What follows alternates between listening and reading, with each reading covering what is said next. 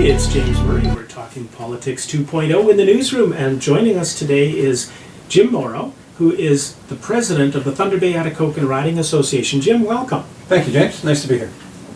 You've just had the nomination. Thunder Bay Atikokan has their candidate, Bill Mauro. What's next for the Riding Association? What's going on? Tell our what's the inside scoop that nobody knows yet? Well, I think it's pretty standard boilerplate stuff where a bunch of the executive people are going to become actively involved in the campaign. We're going to be organizing office space. We're going to be looking at getting our messaging out with our candidate with regard to some of the great things that have gone on in Thunder Bay Atikokan. And we're going to support our candidate and his campaign team as much as we possibly can from now up until the election and beyond. You've got the campaign sort of halfway, three-quarter way set. The New Democrats have their candidate nominated. The Conservatives are having a contested nomination. Have you already got the campaign rolling? Well, we have office space. It's already located. We're going to be on the corner of Waterloo and Victoria Avenue. It's a great campaign space where people are going to be able to just drop in anytime they want and see what's going on. That space, I think, we're going to be opening up in a few weeks down the road. And right now it's just making sure that everybody's in place, making sure our signs are ready to go, and again doing whatever our candidate needs to support him and to be successful again in this upcoming campaign. What do you see as the issues in Thunder Bay Atikokan as the riding president?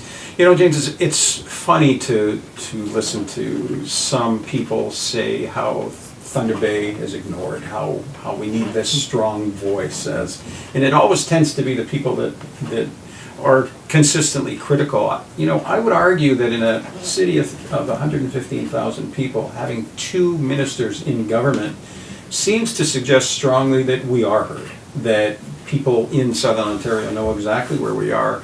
The messaging that I see and that I talk to people is, if you look back historically over the past 10 or 15 years in this riding, the level of change in a positive way, the level of support that has come here has been unprecedented in my memory. Between the new jobs, the new buildings, the amount of new services that have come here, the funding that's arrived in our city, how we've completely revamped our economy where government-supported jobs, yes, that money is coming from the government, but these are jobs that are going to be located somewhere in Ontario, and they're located here in Thunder Bay. That means good-paying jobs, people can raise their families, people are supporting our local businesses, people can stay in Thunder Bay.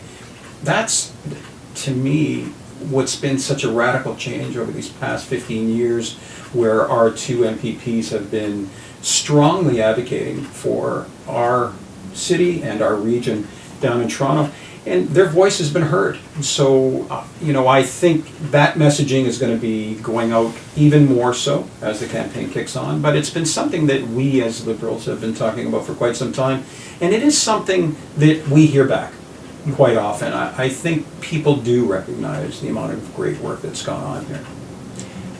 Political campaigns are fueled by volunteers.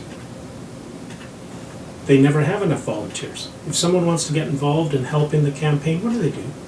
Well, in the short term, we haven't yet set up our homepage yet, and we haven't got a phone number yet for the campaign office because that's still in progress. But in the short term, people can certainly find me on Facebook if they need to, or they can call my cell number, which will be provided. And it'll be right down on the bottom banner that I'll supply to you when we're done. And and we would gladly take any kind of support that people are willing to offer. I think we have a very good candidate in Thunder Bay Atikokan, and I think he's very well respected, and people naturally I think are going to want to support his work and all of the wonderful things he's done for us over these past years. We're going to be working on our Politics 2.0 to be bringing in pundit panels, bringing the candidates in, sharing the issues, getting past the sound bites, and then allowing the riding associations to send in their pundits so that we can kind of frame each week of the campaign as it goes on. So it's going to be kind of exciting. Politics in Thunder Bay is ever evolving, and I thank you for coming in and helping start some of the evolution. Thank you, James. Thank you. Thanks to be here. It's James Murray. Thanks for joining us in the newsroom, Politics 2.0 on Net News Ledger.